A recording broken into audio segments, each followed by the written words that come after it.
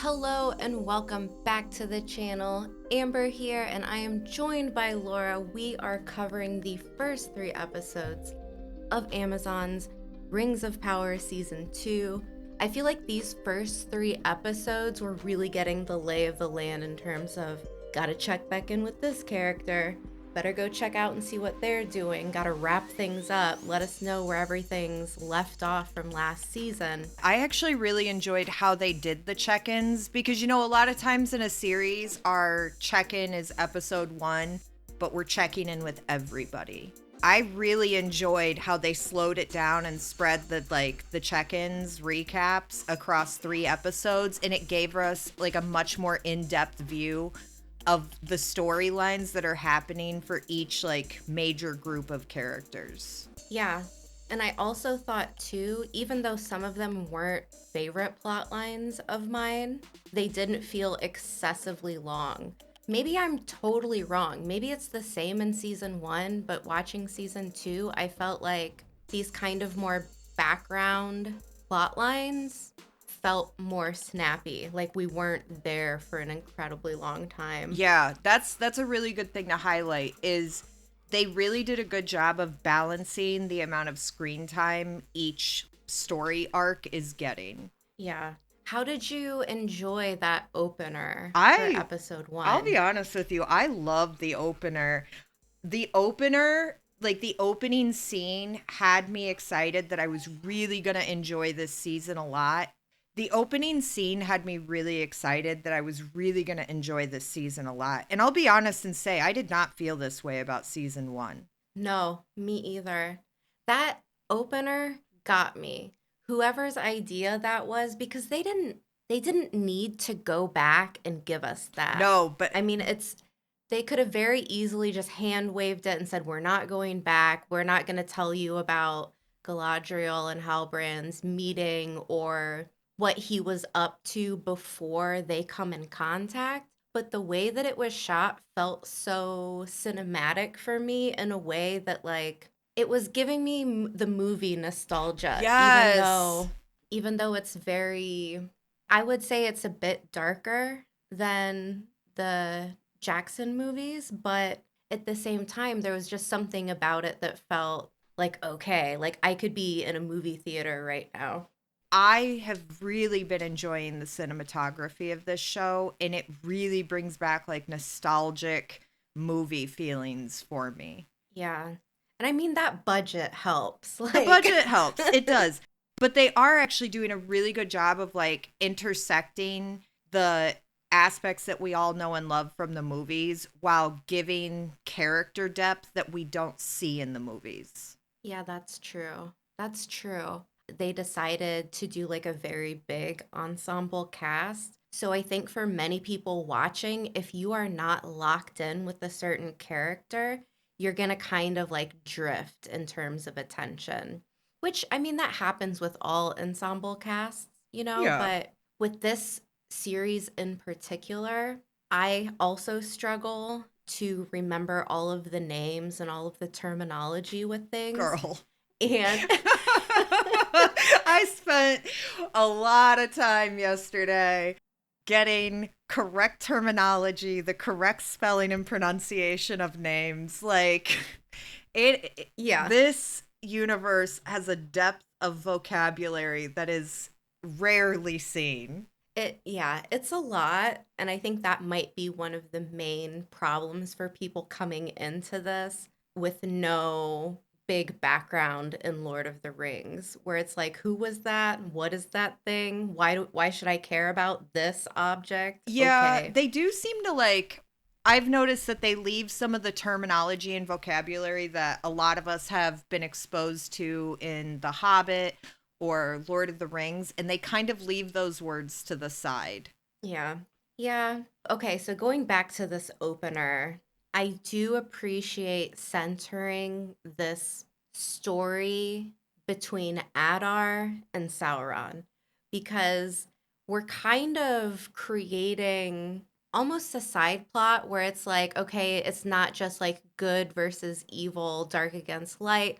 Now we've got kind of this interpersonal issue between these two baddies, which I find also intriguing instead of it just being that point blank good versus evil type situation. Yeah. The betrayal of him like ramming the crown down on him, as soon as he lifted it, I was like, oh no, oh no, this is about to be bad. And There then he just, is yeah, he just nothing. like, Oh, go ahead. well, he just like melts into like bag of like Franzia boxed wine, just like drips down through the crevices, and I was like, okay, this is cool. I like it. There is nothing that made me more excited than to open the season with a mutiny.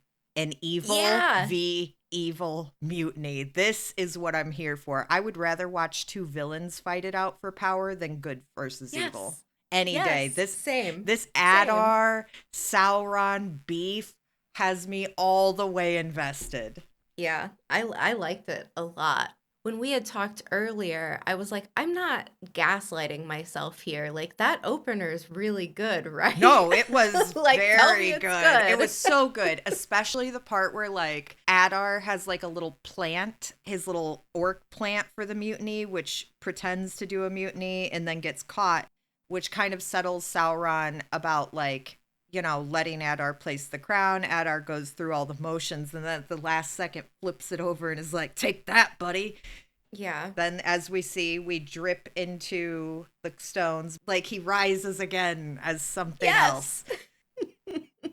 He's Hexus from Fern Yeah, Gully. I love definitely. that That's movie the so much. perfect comparison. Hexus from Fern Gully. And then we see Hexus eventually get loose out into the world. And, it just kind of flops its way until it can Him hitching a wagon. ride on that wagon was just peak. Like you run over roadkill, but it somehow like crawls up the wheel into the wagon, and then you hear the scream, and I'm like, that's pretty good. And then we like, I see enjoyed that. Halbrand step out of the back. And I know that it's not like a necessary thing to include, but I'm actually really happy that they had that like short montage of the evolution of Sauron into Halbrand. Same. It answered a question for me from last season as well, because I was really caught up in, was it just accidental that Halbrand and Galadriel found each other? Or was it like some scheme of Halbrand since the beginning? Girl, Halbrand has the largest long game manipulations ever. Because we really, like, in that first episode, get a taste of the depth of these manipulations and how many, like, points he has to get through to keep going. Yeah. Also, I'm noticing, so this is kind of like a general statement about all three episodes. I know we're still on the first one, but I'm loving and living for all of the creatures this season. Absolutely. Not like the races, orcs, dwarves, etc. Like I want to see the creepy, weird things, the majestical creatures, a couple good horses. Like one truly amazing horse. The one true king to rule them all. Yes, Beric the horse. If it turns to a democracy, I'm voting Beric the horse. It was really nice though, and especially from the aspect of like involving the creatures shows, it really does work to show like the influence that Sauron continues to gain as his plot moves further and further along in progression. Yeah. Moving into more of that, how did you feel about the elves kind of like doing this group where it's like, all right, what's going on, Galadriel? Tell us about Halbrand. So, interestingly, I know that this might be jumping ahead a little bit, but over the course of time in these 3 episodes, we really see the damaging effect of Galadriel keeping Sauron's identity to herself for whatever her reasons are, whether it's shame or whether she thinks that it shouldn't get out. But that choice that she makes has long, like huge butterfly effect outreach. Agreed. I appreciate Elrond kind of like, on one hand, he's pretty petulant, like he's thrown a big fit, but I also understand where he's coming from. Yeah. Like, hey, maybe we shouldn't trust these rings. They both make really good cases for the rings. Like Yeah, that's what I thought. Elrond's case, like his plight to not use the rings makes total sense. Galadriel's plight to use them also makes total sense. Their race is on the brink of having to leave. This is the end of their time in Middle Earth. The tree is dying, and the rings can change that and give them the time that they need to fight the evils of Middle Earth. Yeah. I think I appreciate where they're taking Galadriel's character this season. Last season, I know a lot of people were really caught up in just not really having any attachment to her whatsoever, which, fair. But I think this time around, what I'm appreciating and more interested in is seeing now people really have a reason to kind of like push her out. It feels very realistic. It feels earned.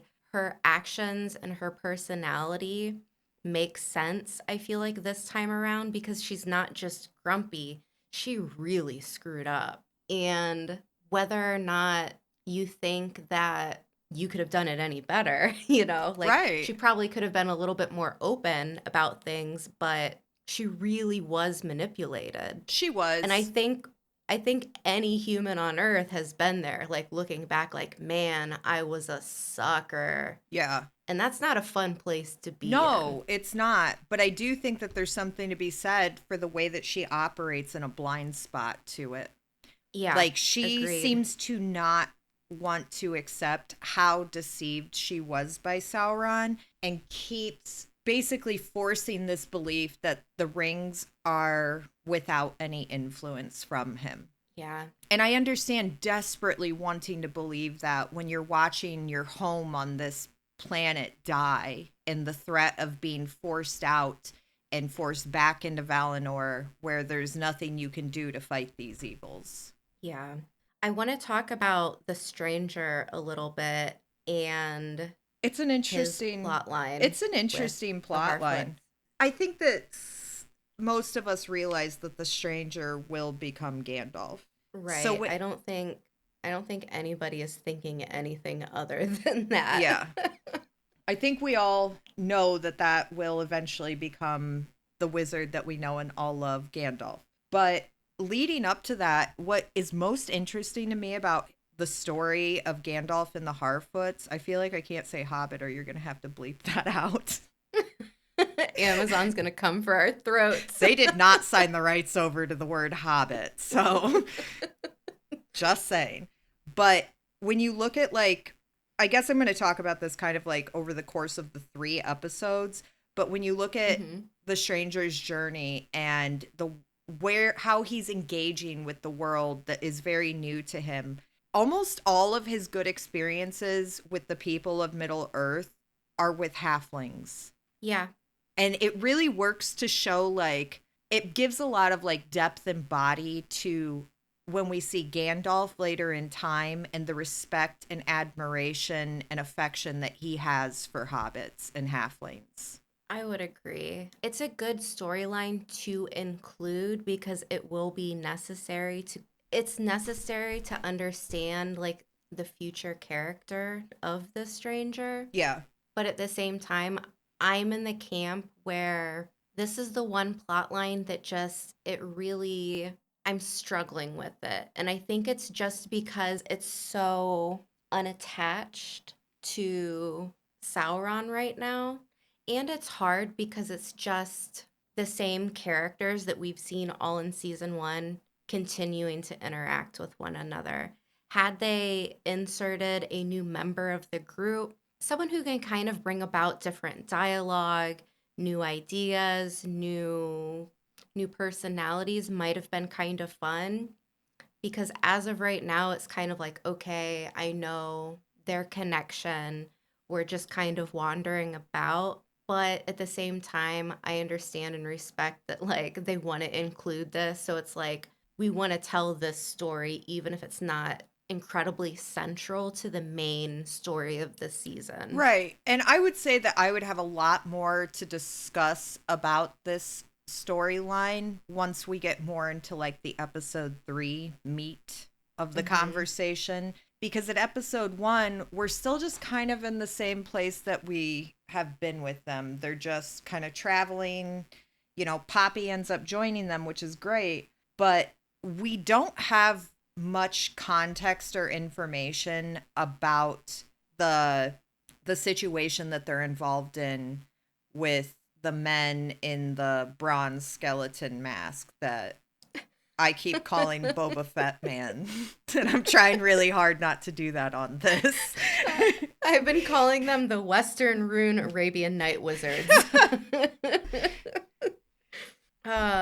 I will say though that the way this episode ended was really beautiful. The tree and that was a very memorable and incredibly produced scene. That got me. It got me good. Like when I finished this episode, I was really moved by it, and I'm typically not like Absolutely. Like think about being one of those elves, like not just Galadriel or Galgaland, but one of the elves that is like, our home is dying, and then the 3 of them put those rings on, and we see the light, like the light and the life come back to the world around them. Right, right. It was just the cinematography, the lighting, the color, everything about that scene was very, very good.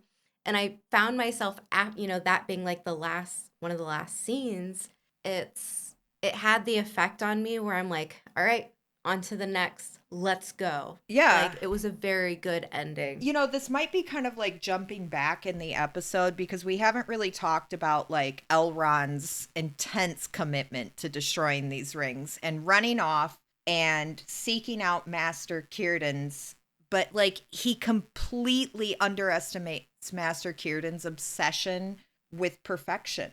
And that ultimately thwarts Elrond's plan. Yeah. Because he catches that small glimpse of the ring in the bag and he's just overtaken with like enamoring about it. And he's like, can't get rid of perfection because perfection only exists in Valinor and now it's here in Middle Earth. I think that's a really great point. This character, regardless of how small a part he plays, has a huge impact. Huge impact. And again, I think this is something for me that where I found myself more drawn to Elrond scenes because, he takes that leap off the ledge there and I'm like, he's doing that. He scurries off. We've got him and this whole conversation going on between the two of them about the rings, like the sound effects, the sound when he notices the ring behind Elrond's back, the rings, was just really cool. And he, like you said, you can see that kind of glimmer in his eye, like, whoa, whoa, whoa. You know, what do we have here? What I keep thinking about is that scene in the boat ultimately leads to like Frodo losing some fingers inside of Mount Doom. Yeah. Like, granted, I left out all of the points of connection in between, but they really do ultimately, like, one ultimately leads to the other. Yeah, that's a really good point. Was there anything else about this episode that you feel like we should really touch on? I don't know as though we really need to touch on this, but I do have like a comment about how I felt about the episode as a whole. Yeah. Which would be, I really enjoyed this episode, even with it primarily being almost entirely about Sauron's establishment of control and influence. That's a really good theme of the season, I feel like, though. Like, if you're going to do a show, you need that one establishing plot line, like the one big one, the main thing, the one that's going to hook people in and carry through from start to finish. And I feel like that's a good choice. Sometimes it can be kind of misleading where the season is actually going to go. Right. And putting so much attention on Sauron, the rings, the manipulations of all of the characters right now. Like it's just kind of cool and it's easier to kind of relax into. Absolutely. Yeah, and I also want to say that I'm like a big Sauron's fan right now. Me too. I Me am too. absolutely loving his antics. Each time he successfully completely turns the mind of somebody inside out with deception, I'm like, I can't help but be like, this is hilarious. He has to feel so good. Yeah, even when he's just Halbrand, like that smirk. He can't contain how pleased he is. Like there's always just that little hint of a smirk behind him when something is going his way, Yeah. where it's like, "Oh, he's a great villain." Season 1, I did not care about the question of who was Sauron. I didn't care about the question of who is the stranger. Now it's way more interesting to me having the question of like, okay, now we know who he is. What is he going to do? How is he going to manipulate? How is he going to go throughout this season? And what is he really capable of? Yeah. It's you're right. I wasn't invested in any of those things in season 1, and I just basically was just watching it. Yeah, That's like the easiest way for me to put it. It wasn't like drawing intrigue or investment from me. I was just watching it. yeah. Let's go to the next episode, episode 2, where we start out in Khazad Dûm I am fangirling crumbling. over the initial shot that pans the landscape of Khazad Dûm before coming in to settle in the little market with Disa and Durin. I love every time we go back. Every time we go back to the dwarves, I'm like, all right, I'm ready. Let's do this. And we start like right out of the gate. Right out of the gate. Khazad Dûm is falling apart. We see that first major earthquake that shatters a bunch of their solar mirrors, Mm-hmm. and how this is going to be a problem. Yeah, and I do appreciate how that's like the big issue, like that's the big outward problem of this location, but also we're exploring the relationship between Prince Durin and Disa, and then the relationship between King Durin and Prince Durin, and how like this interconnected internal interpersonal struggle is going while like this big earth shattering problem is happening to their home. That relationship has a really interesting effect later down the road. Like, You mean I just mean, in like in like the episode, history? like in Mm, episode 3. okay, I think it has an interesting effect on ultimately the decision that the dwarves make. agreed. As plain as it was, just this little like shopping scene, them going to the different stalls and like picking up mushrooms and Disa kind of scolding him like, "Whoa, whoa, whoa, we can't afford that. Like, put it back. Got to tighten the belts. You're the one who said that." But also, I love her character. I love Disa. I love the actress. She is a delight. I love her just her like belting out like everybody get down. Like she has such a powerful voice and I love that they let her use it, whether it be singing or just screaming. I find her personality to be very inviting. Mm-hmm. Agreed. So we've got that going on. We have Galadriel having this kind of nightmarish premonition where she has this meeting with Celebrimbor. She planted some seeds and then something sprouts and it just kind of takes control of everything, which I'm not sure if this is supposed to be a tie-in to how she's feeling because of the manipulations from Sauron, the guilt of her feeling like she planted these seeds and now like this darkness is coming because of things that she did. I do have one question about that premonition that obviously I'll have to wait to find out if it's answered. But my question is the premonition an analogy for Sauron infecting Celebrimbor with deception? Or is this to be taken literally? Is Celebrimbor like going to die like that? Oh, that's a good Because question. some of the some of the like access to the unseen world / premonitions that they're getting off of these rings, it's not really like always as descriptive and large as this first one with Celebrimbor is. They just seem to be giving you hints of what's ahead. Yeah, it raises a couple of questions, right? Like, is this something coming from Galadriel's mind?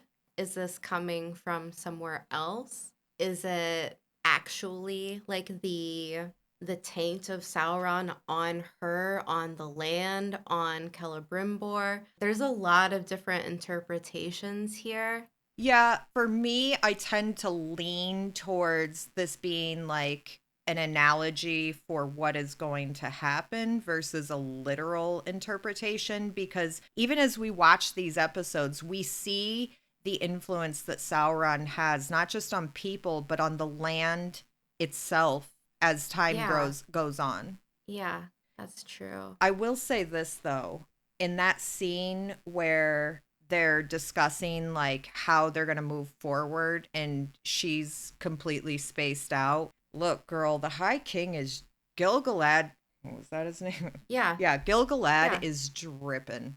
Those epaulets Yes. that he wears on his shoulder, I am a fan of all of them that I've seen because he has a different set on almost every time. He looks good. I mean, they all look good, but he looks especially He good. does.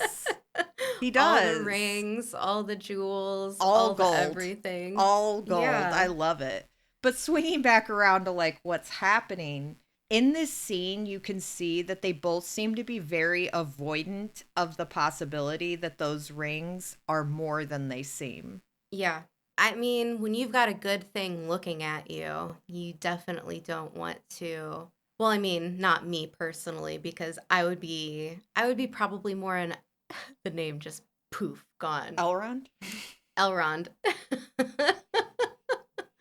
I would probably be more in line with like Elrond's type of thinking, like, wait a minute, what could go wrong? Let's prepare for that, you know? Yeah. And maybe not so much just like point blank, we can't use the rings, but more like, okay, if we're gonna use the rings, we need to get together first, weigh out all of the options of how bad things could get because of using them, and then have a plan in motion before we put them on our finger type Yeah. of thing. And then, at some point we see like where she's finally honest about it being Sauron, and their solution is they're like, okay, we're gonna send a messenger out.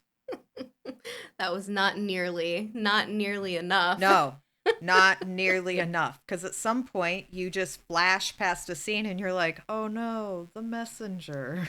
The messenger. We don't even see what happens to him. We just see his lifeless corpse being drug like out of the screenshot, like out Yeah, just. of the available camera area. And then that poor little broken scroll, like, just crushed on the ground. I also, when I saw that, I was like, man, if that were orcs, like, I mean, even if it were me, I'd want that bejeweled, fancy messenger Yeah, pouch. I'm But taking that to the nearest pawn shop. exactly, pawn shop at the corner. So Uh, we've we've Pawn got, shop next to the prancing pony. yes, the prancing pawn shop, interconnected. It's the door, the next door down. So we go back to Celebrimbor, and we have Halbrand showing up. And I kind of like how they did this So did because I. Celebrimbor was like, no, he may not enter. And I've forgotten the name of Celebrimbor's assistant Galadriel doppelganger lookalike. I know who you're talking about. Have no idea what their name is. Okay. Well, she sees Halbrand and she's like, oh, but he's injured. And I do kind of like this idea that we learned earlier in the episodes that Galadriel is kind of like, or it actually might be this episode. They don't want her going face to face with Sauron because they're like, look, you're already compromised. He's already infected you. Like you can't beat him. He's already kind of whittled his way into your mind. Now we have this interaction between Celebrimbor's assistant, who looks like her. She meets with Halbrand, aka Sauron, and he shows her, I think, exactly what she needed to see to feel sympathy towards him. Some sort So of she goes, wounded animal. yeah, so she goes back to Celebrimbor and she was like, my lord, he's injured. I got a good cackle out of Celebrimbor's like, leave him to it. Yeah, and it's not until later when there's like a storm raging, she's like, don't you think he's like, Cold? what is he doing out there? Cold, sad, alone. You know, where I'm like, oh, he's got her. You know, he's got her. He knew he couldn't get to Celebrimbor. He needed to jump to to the next person to kind of infect, and Celebrimbor needs that push, and it's gonna come from her. Yeah, I think it's funny that everybody's like worked up about Galadriel being infected and completely bypassing that Celebrimbor is already too. Look, Celebrimbor is like, leave him to it, I don't care, but he never actually forces Halbrand to leave, which is tantamount to passively telling Halbrand, keep trying. Yeah, yeah, exactly. Because at any moment they could have been like, sir, you gotta go or we send guards down. But they never did. They just let him post up in that gate like he lived there waiting. I mean, they let him stay. They did. I have a lot to say on that scenario because I know it comes back up later in the episode. So when we get there, I'll bring it back up again. Because at this point, we jump back to Western Rune and the Arabian Night Wizard, Mothman, White Wings. I don't really have anything to say outside of questions. Who is Boba Fett Man? Why is he cursed? And why can Acolyte Man live said cursed? But then we move on to, who is Acolyte Man? Like, is he a rogue Astari? Because, you know, he's got the staff. So I was like, maybe he's a rogue Astari.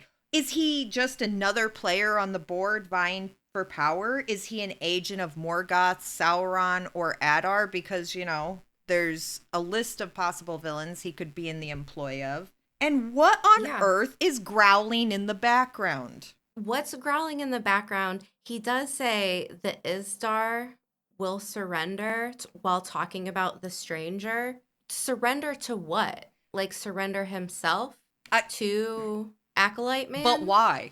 Exactly. But why? It's too much to go on. It's too confusing for me.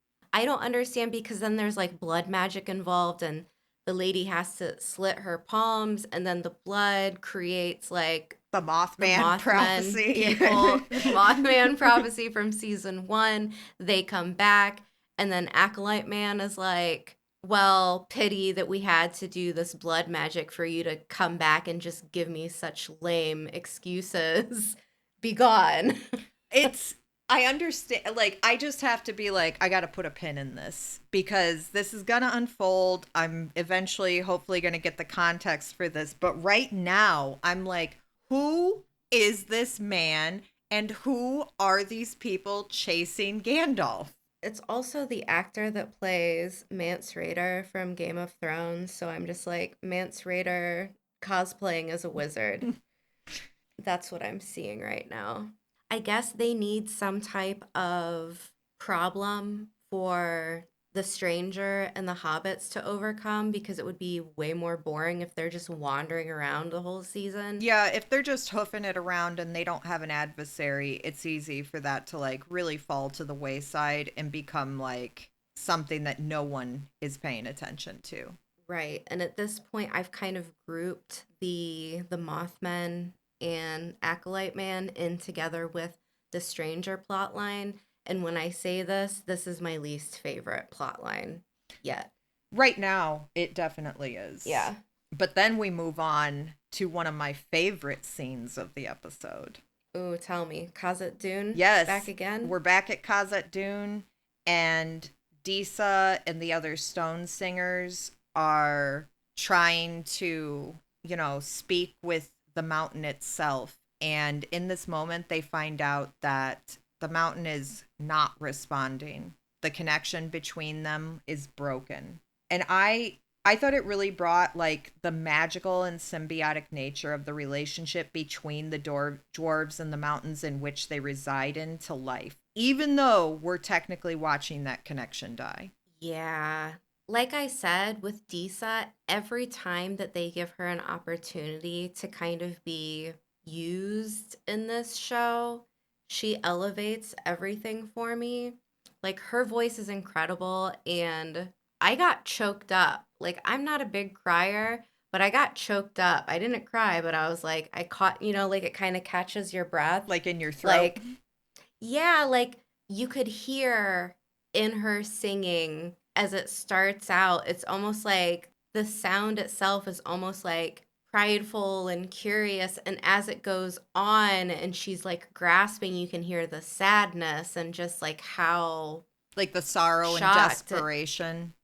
Exactly, exactly. And that's incredible because I don't know, she's not really saying any words. It's just a noise. But to be able to just use a noise and have a reaction to it, like that's impressive. It is. That's so impressive because many actors can't get that emotion out of someone just with dialogue or with like a very sad scene. And I mean, kudos to her. This actress is just incredible. It's a super powerful scene. And even though we're only in episode 2, as we're watching their connection to the mountain fade, I find myself questioning why this is happening. Is this like it happened as a result of Sauron gaining more power and influence? So now he's like able to interact and disrupt these connections? Or is it completely unrelated and coincidental, but just ends up being useful to further Sauron's agenda? Yeah, that's definitely one of those we have to watch and wait and I'm see. excited to see how that kind of unfolds. Agreed. We then move back to the elves, and there's a lot of talk, worried about Celebrimbor not answering these messages. And Elrond says something that kind of like, ugh, like there's just, I had a reaction to it. He's basically kind of accusing Galadriel of letting Sauron into her mind. Like she just was like, oh yeah, please. Yeah, the tension between Elrond and Galadriel are high right now. They're very high. Which And this is is, hoping oh, go ahead. I would like to see them being able to at least work together a little bit to kind of get that plot line moving a little bit more. While it's still really early, it's only episode 2, but also he's really set. He's like anybody, all of you choosing to wear these rings, you're a Sauron collaborator now. And I'm like, whoo, you're talking to the king. Yeah, Like, those are some words. the two of them, like Elrond and Galadriel, they approach how to manage the danger of Sauron very different from each other. And they're both very feely, I feel like. Like they're more wrapped up in their own emotions to kind of like really think about things. Yeah, because I have to wonder if like a combination between the two of them, between their plans, would actually have been the better route to take. Right. So we go back to the stranger and the well and the Harfoots and this like magic dust storm. Oh, girl, the moment that fails and starts clanging that bell cover, I felt this immediate sense of dread because they're out in the desert trying to evade capture by unknown enemies. And now they've I'm like, told the entire world right where they are for like an extended period of time, too. I was so mad. I was like, Poppy, why are you just standing there? It doesn't take two of you hovered over the stranger. Like, go do something about this bell. Like, Catch what are that we damn rope, doing? girl. Yeah. I think the only, I guess, standout moment in this scene for me is Gandalf finding the shepherd's crook and like looking at it, and then him kind of using that as a focus, I guess, for his little magic trick that he does. Well, he seems to believe it's the staff of his visions. Yeah, yeah.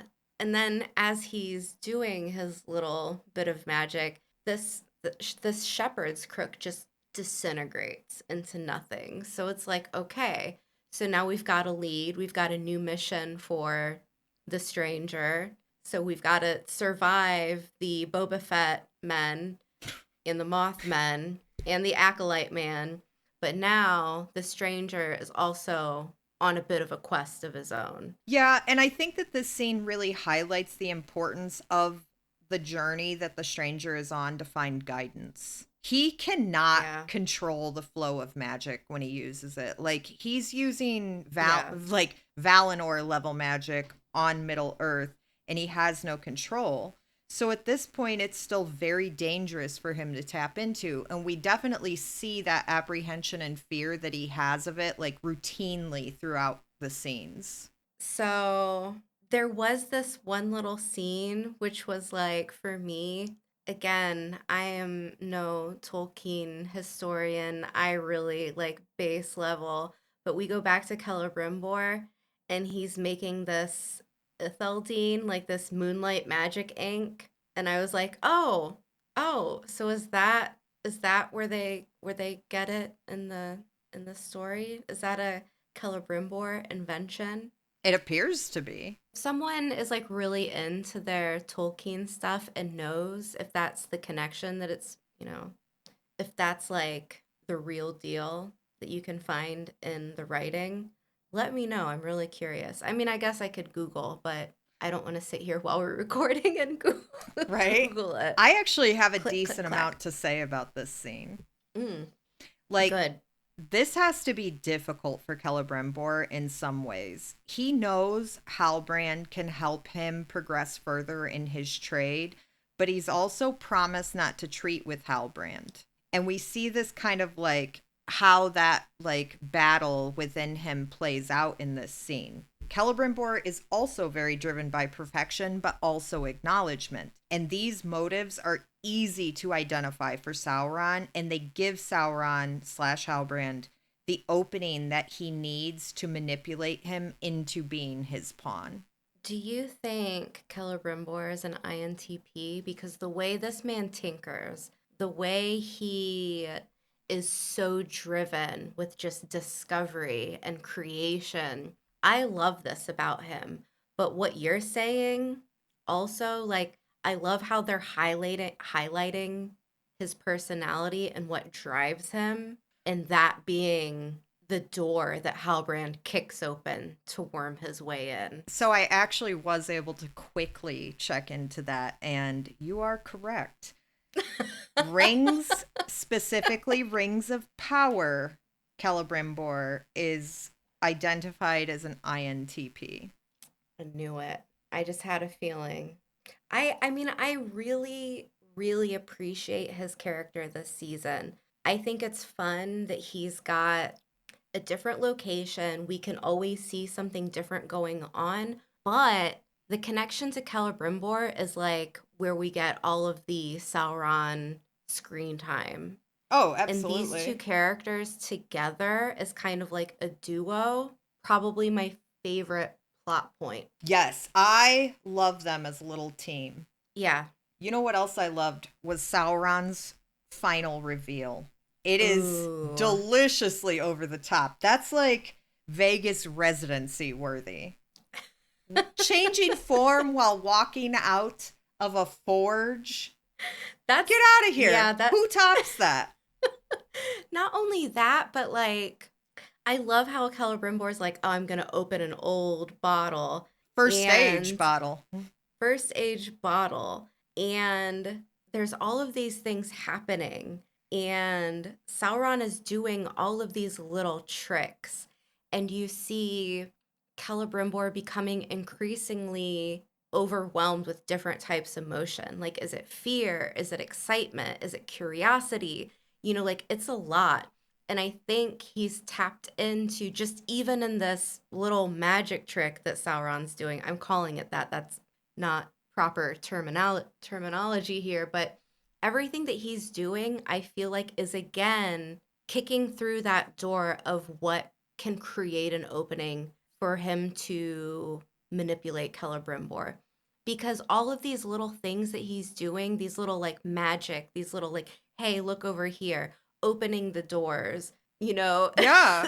the forge, the lights, the everything. Celebrimbor is just kind of like just starstruck by it all. Like, wow. Like, whoa.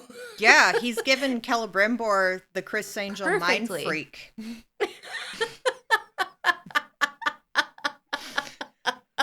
And the I can't stop thinking about Vegas residencies. No way. Oh, okay. He did give him the Chris Angel. The Chris Angel mind freak. Chris Angel Anatar. You know, and the results that we see out of his Broadway production is that it really seems to cement Celebrimbor's investment in helping him. And not just helping him, Yes. but helping him keep the secret too. Like, Celebrimbor's ready to lie to everybody. He has Yeah. his like ultimate, this is like, he's reveling in his success, and you can see like it just kind of changes things for him once he realizes that he finally reached the pinnacle of perfection. But he doesn't want to stop there. He wants to keep going. Yeah. I think Sauron, I mean, he really landed a fatal blow when when he first says, so you know nothing of the rings then. They work. So he's got him on that, on that aspect. Then it's playing on his validation, right? Like as a Absolutely. creator, being overlooked, your his creations are like his children. So he got him on that front, but then the Chris Angel mind freak, that was it. That then he's not even weeping, he's reveling. Yeah. Done deal. Shut case. And you know, He's all got him. Sauron really had to offer was perfection and recognition, and Celebrimbor's all in. And then he gets to work. He sets to work right away on getting the Mhm. dwarves on board with the plan. Agreed. Agreed. They're in it like immediately. So we then move to Gil-galad and Gil-galad, and he not only strips Galadriel of her rank, but he then gives it to Elrond. Girl. So she will be accompanying him on the mission. Rude. Rude. But also, was Gil-galad like intentionally spicing things up? Because I feel like he was not ignorant to the tension between them. And he's like, you know what'll make this better? I should up jump Elrond into a commander. That Yeah. that will make this so much better. They'll definitely get along after this. Gil-galad, what a messy queen. He knew exactly what he was doing. Probably just out of entertainment. That's my guess now. I That's what have I'm to going with. wonder if he made the decision thinking that Elrond's hesitation to just act would work to temper Galadriel's inclination to just act. I think that, yeah, like I think the issue with Galadriel and Elrond are they are so alike. Like the way that they react to things is so similar.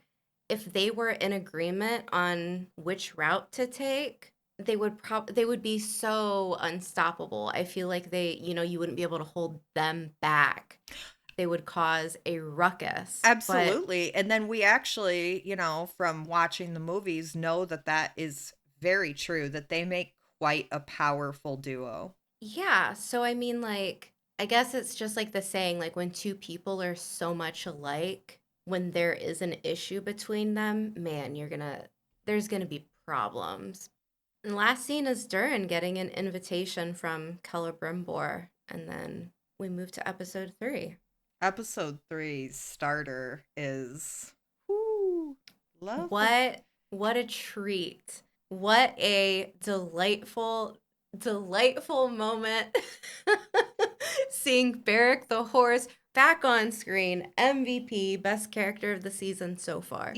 What a truly special horse. So much so that I'm really convinced he's an ancestor of Shadowfax. Like, you can't beat that horse.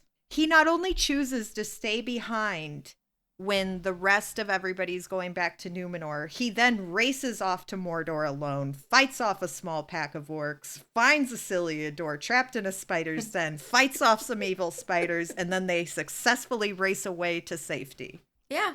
Beric is the real MVP. Like the elves fighting, not even as majestic as Beric the horse. Beric the horse deserves, I mean, he deserves his own Vegas show act, Actually, yes, personally. absolutely. He deserves any medals of recognition that are available in this world. Yeah. Or I didn't have a lot on Isildur being trapped in the cave. No, It's all about Beric for me. This is something that I never thought I would say this season because season one, the Numenor plot probably ranked as my least favorite. I didn't care. This season, I'm highly invested that in political Farazan. that political vacuum they've got going on during the transition of power is going to spice up the Numenor plotline greatly. Right? And I mean, it starts off pretty spicy as well because Muriel gets slapped by a lady due to her son dying in this war. Muriel handles that like a true pro, though. She really does. I really like this character. Season one, she didn't really have a lot to do besides fall in love with Elendil, I guess, And lose her vision. and lose her vision. She had it rough, but I like the way that she is maneuvering what's being, I guess, put in front of her because it's a lot and she can't see. So, I mean, Yeah. And not just that, but like when we look at what's happening, we have Muriel and Elendil as one faction, and then we have Farazan and Arian in the other, and Arian just so happens to be Elendil's daughter. girl, what a narc. What a narc. She sucks. She's the worst. The worst. She's like a police informant, dude. She really is. She really is. And despite me wanting to hate Farazan, I also I get a kick out of this dude's character way too much. In the same way that I'm really invested in Sauron, I'm getting like, oh, Farazan, I hate you. This dude sucks. So he's giving dress advice now, like very invested in the fashion senses and choices. He's really trying to get involved in Mariel's story to kind of, I don't know, trip her up somewhere. Like I assumed he's trying to catch her slipping. I assumed it was trying to push her out. Yeah. Outside of superstition, I am kind of unaware of why the Numenorians react with such hysteria to the Palantir when girl, that same. When Arian is like, look what I found. And everybody's like, oh my God, clutching their pearls and fainting. It's a Palantir, not a Balrog. When I first saw it, I was like, oh, it's like the magic bowling ball from season one. Why do they care? Why do they care? And then Elendil's daughter, I mean, she just throws it, launches it into the crowd.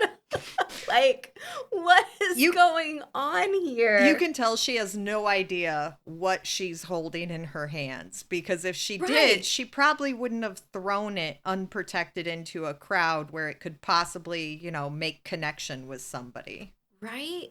See, that's the thing. I think this was the main question I had out of all of these 3 episodes was what's going on with these things?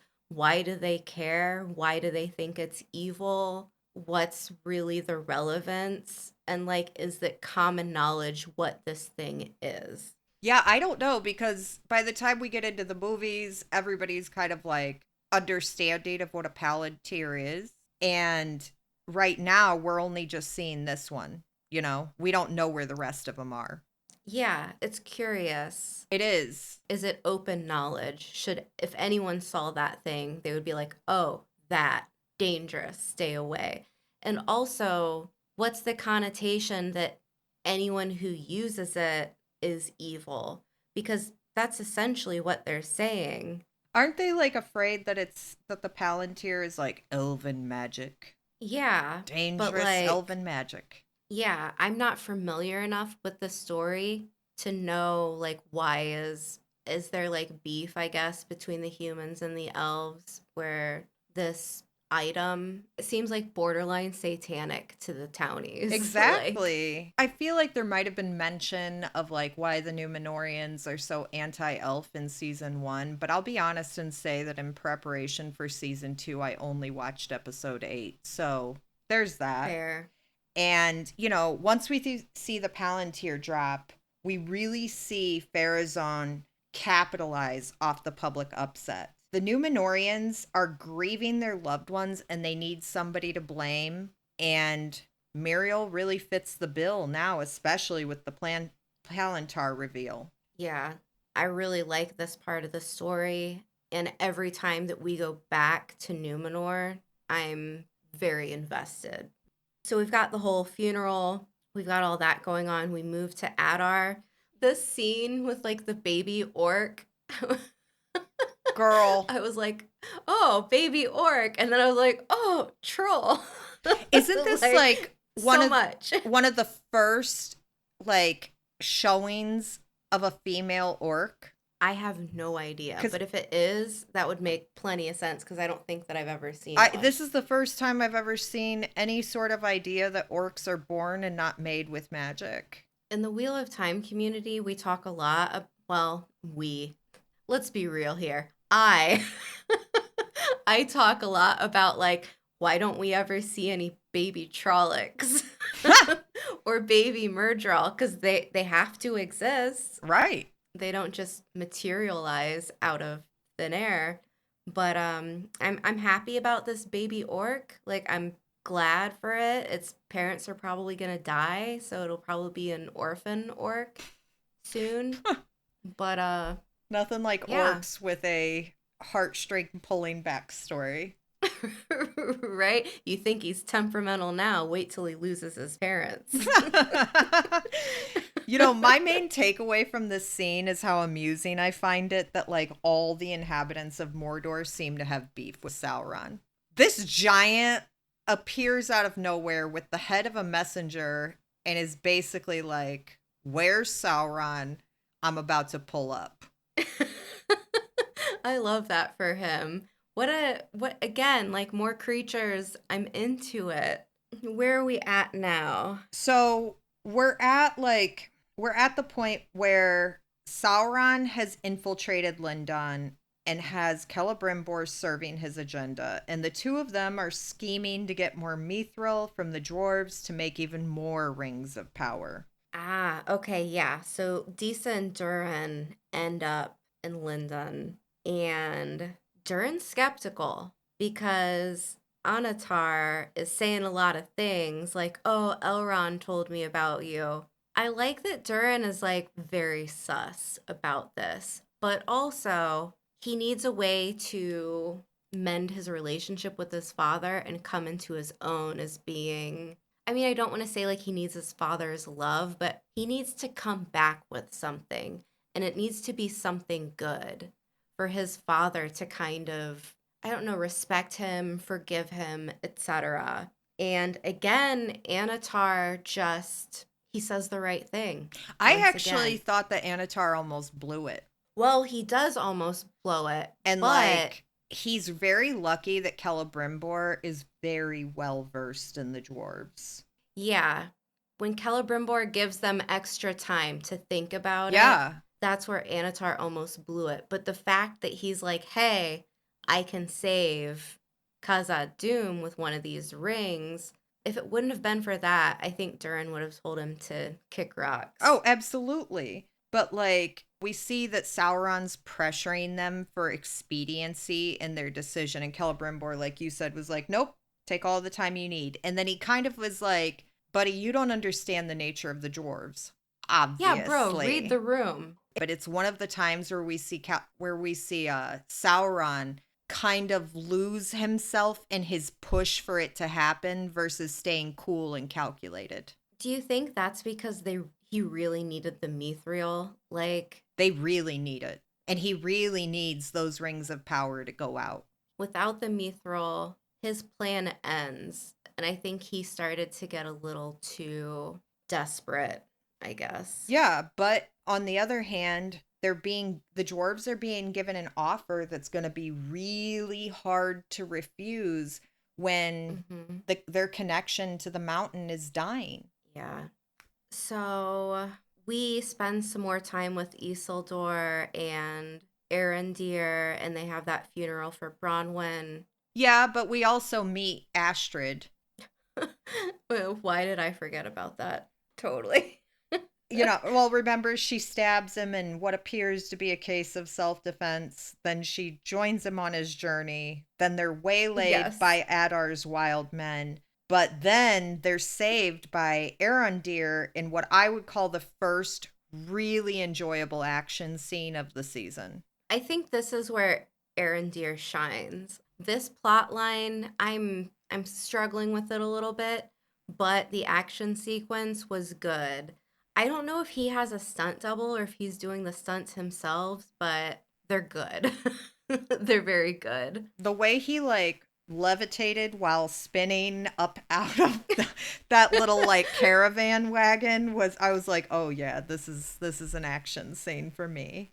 At first Isildur like, no way, I'm not going with you, I'm going to save Beric. But he's also Yeah. stabbed in the thigh, has Astrid, I don't want to say baggage, but as a companion. And so he just kind of goes with Arondir, and then we arrive at the next scene of Bronwyn's Pyre service. Wait a minute.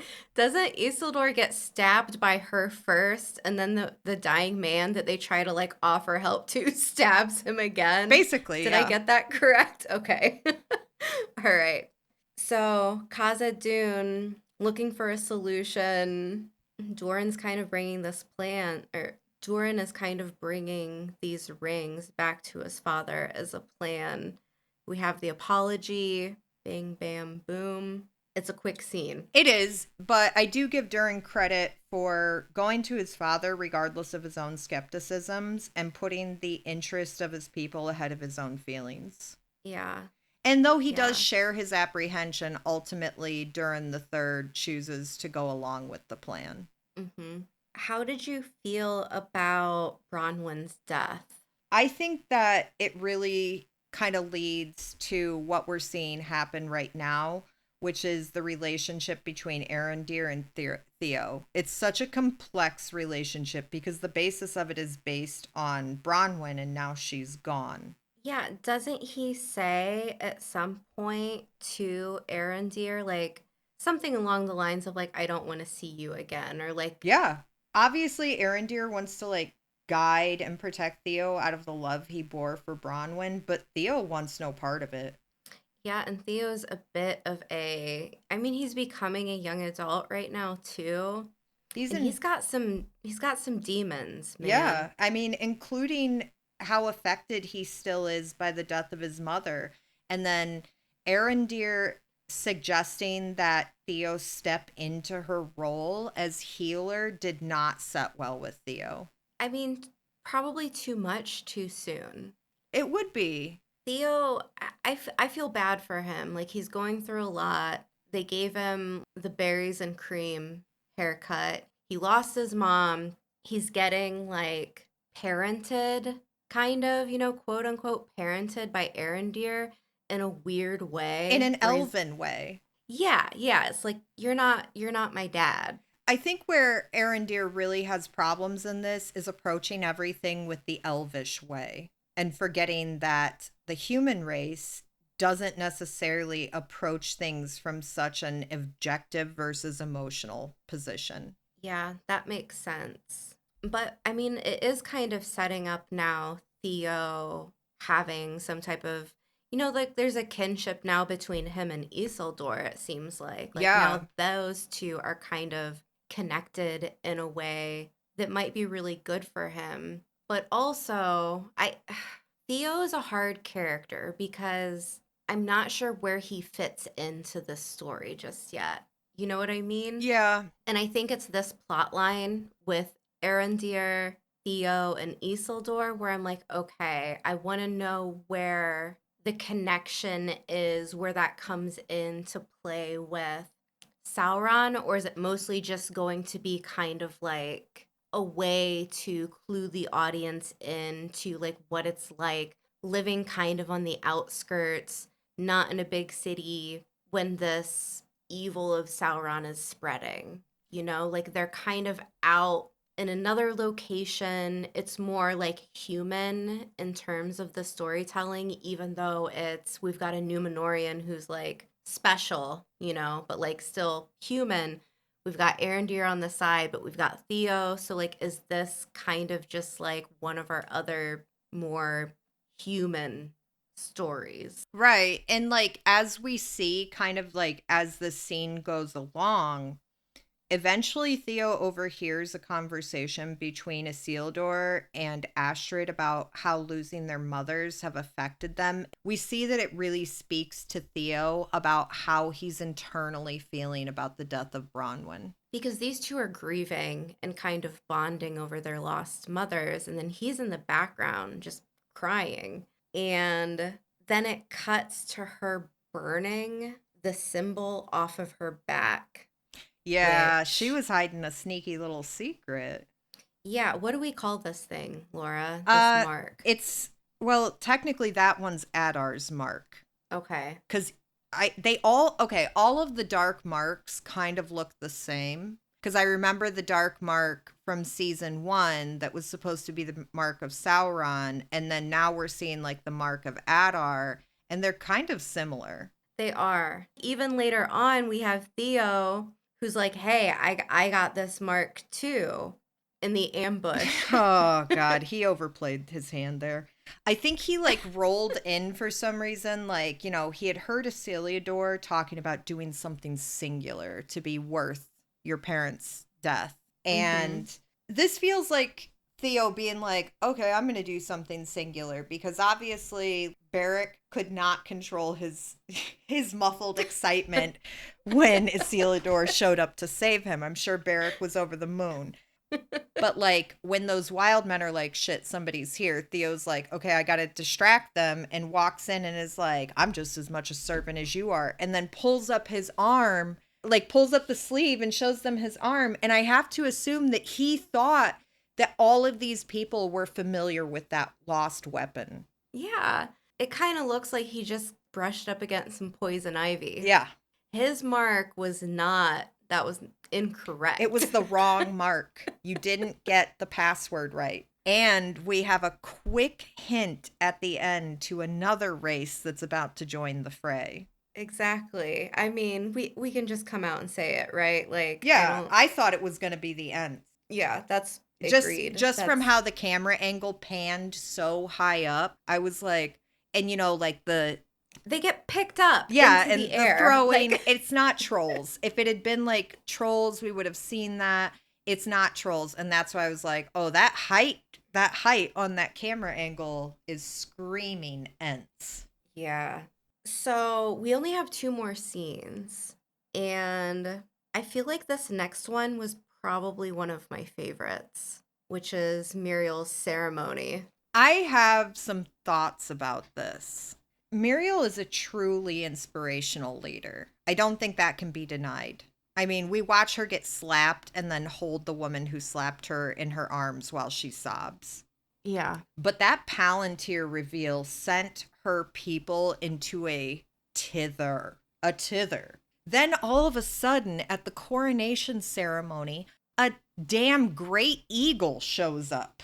And Girl, you know Farazan was smuggling birdseed in those robes. here's my thing.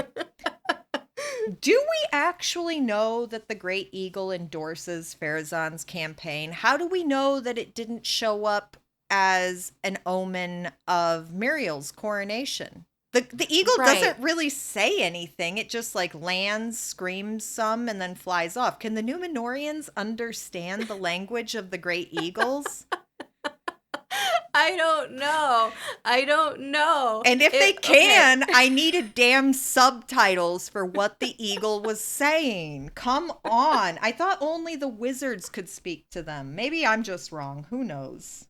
Is he in cahoots with the eagles? Are the Eagles in cahoots with Farazan? I need to know the answers. So at this point, like, I feel like it's pretty fair to say Farazan knew King. Bears on your Yeah, case. he managed to overthrow the royal line of Numenor by a claim that the Great Eagles support his campaign. I would love to see like the bylaws of Numenorian rule. My understanding has always been that the Great Eagles rarely get involved. I'm very curious as how it would serve the Great Eagles to get involved in Numenorian politics.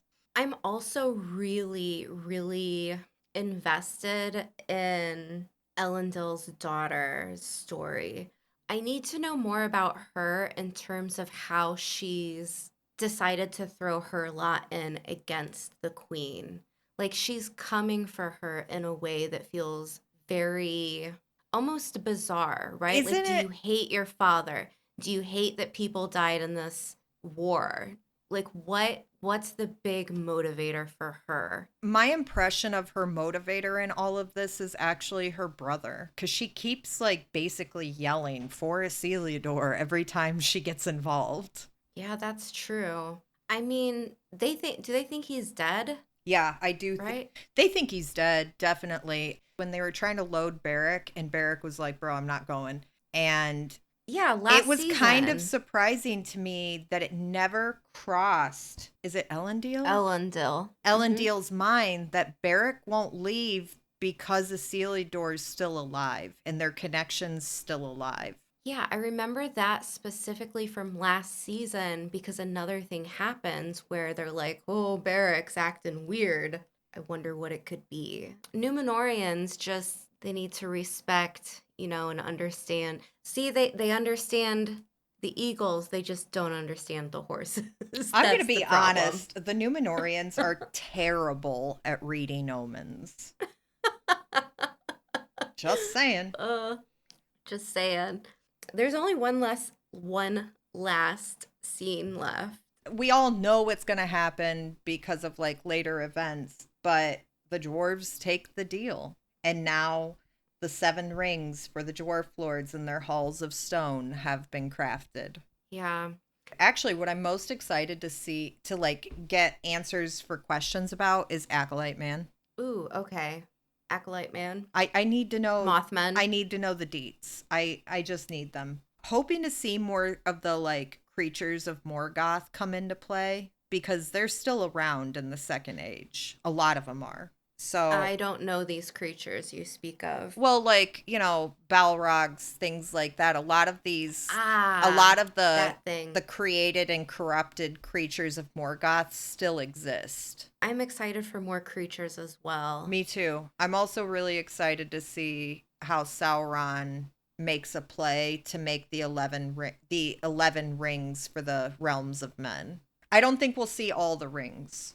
I feel like the one ring is not going to be forged this season. I could be wrong. I have no idea, but to me the way it's going, I feel like the one ring being forged will be for a later season. Do you know the history on how that one is forged? No. Okay. So I'm making a blind guess there. Okay. Do you know it? I don't. I Okay. don't. I would like to remain in the dark, I feel like, Me for too. this show.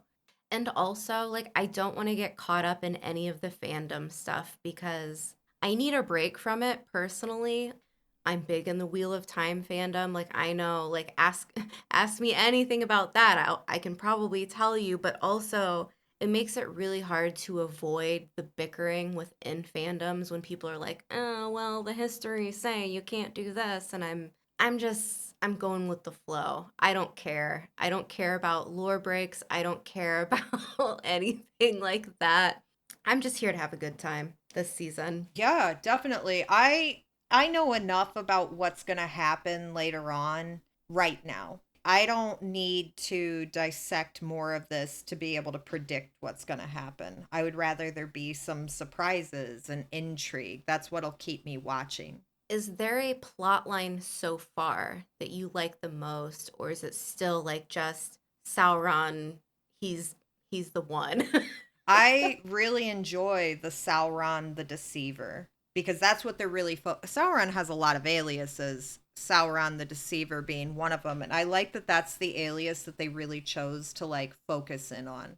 I think with Sauron, the aspects of writing a good villain are sometimes really hard. I think with a lot of TV shows, and I guess books as well, you want them to be unhinged, right? But you don't want them so unhinged that like they're just unbelievable. You know what I mean? Like I'm thinking of like Jared Leto's Joker, where it's like it's just too much, where it's like anything will just send them into an outburst and like they're just too over the top. I feel like with Sauron, they've kind of dialed it back. You understand his motivations. His motivations are clear, crystal clear. He wants those rings. But also, as this like deceiver, this manipulation, this force of kind of being able to kind of step into any circumstance with any person and kind of just find that one thing that makes them tick. I really enjoy that aspect. Whoever decided to like really write his character, it really feels like they did some good research on like how to write a really good narcissist. Yes. Yes, definitely. It's really refreshing to see so much character development in the show because the villains of Middle Earth have never really had much character development outside of being evil for the sake of being evil. Yeah, and that's frankly, that's one of the worst character traits to give a villain. That's just he's evil because he's evil. Yeah. You know? This Sauron is more than I hoped for because going into this season, to be perfectly honest, I did not know what to expect. Season 1, I wasn't a fan of really. I turned it on every week. It was something to watch. I didn't get like so completely bored that I turned it off. So like when I came into this season, we start out with that scene of Halbrand's kind of evolution. I was hooked. And then as each one of these episodes, 1, 2, and 3, kind of start moving along, I found myself kind of sitting with like many thoughts about Sauron as a character and how much he's carrying this season. I would actually agree. I would agree that the Sauron plot line is really carrying most of the storylines forward. They're Yeah. all interconnected to that plot line. Yeah, and I think the ones that are the most disconnected from that plot line are struggling. And I don't want to say they're bad, but they're not as engaging. Yeah. Yeah, that's not to say they're bad. They're just not as engaging. I'm really looking forward to doing the next episode with you. We will be covering this until the end. Our next episode is not going to be as long as this by any stretch of the imagination, I mean, we did have to cover but 3 episodes. yeah, but if you've stuck with us to the end, please consider liking this video and give it a share or also follow and subscribe to the channel so that you don't miss when we come out with the next episode because I feel like we'll be able to kind of touch more on thoughts and observations more when we have more time, Yeah. like per episode. So, yeah, thanks for hanging out with us. We will be back and we will see you then.